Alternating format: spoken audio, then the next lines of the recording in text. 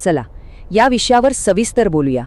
महाराष्ट्रातल्या लाखो शेतकऱ्यांसाठी खरीप 2025च्या पिकांचं एक महत्त्वाचं वचन अजूनही पूर्ण झालेलं नाहीये आणि त्यांची ही वाट पाहणं आता खूपच अवघड होऊन बसले. आंदोलनं होतायत, दिलेल्या मुदती कधीच संपल्यात, पण प्रधानमंत्री फसल विमा योजनेचे पैसे काही शेतकऱ्यांच्या खात्यात जमा झालेले नाहीत. आणि या सगळ्यामुळे एकच मोठा प्रश्न उभा राहतो.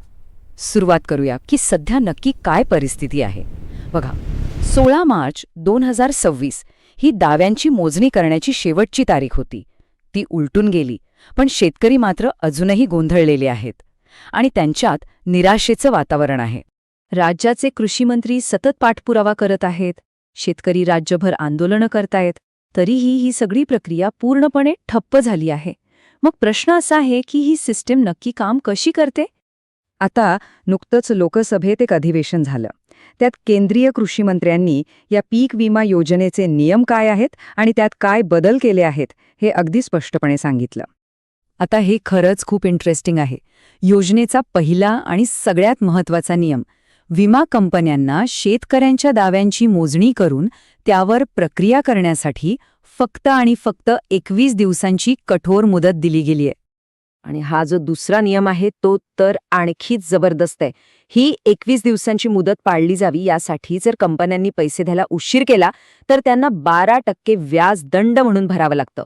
आणि गंमत म्हणजे हाच नियम राज्य सरकारलाही लागू होतो जर त्यांनी प्रीमियम वेळेवर भरला नाही तर.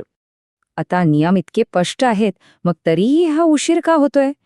असं वाटतंय की ह्यात सामील असलेला प्रत्येक जण आपापली वेगळीच गोष्ट सांगतोय. तर सगळ्यात महत्त्वाचा मुद्दा हा आहे की विमा कंपन्या सरकारने दिलेल्या पीक कापणीच्या आकडेवारीवरच आक्षेप घेत आहेत. म्हणजे ज्या डेटाच्या आधारावर सगळी मोजणी होते त्यावरच कंपन्या प्रश्नचिन्ह उभं करतायत.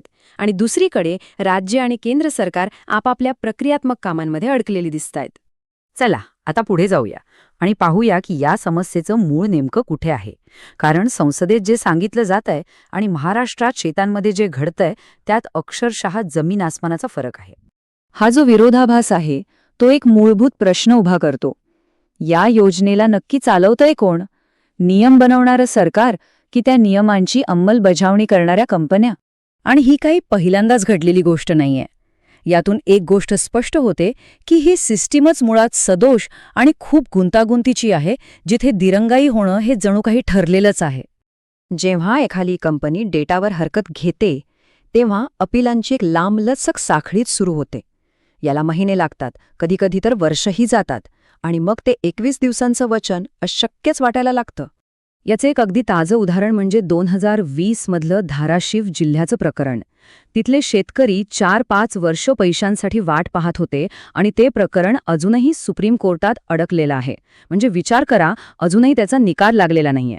आणि यामुळे आपण शेवटच्या टप्प्यात येतो, जिथे काही महत्त्वाचे प्रश्न अनुत्तरितच राहतात.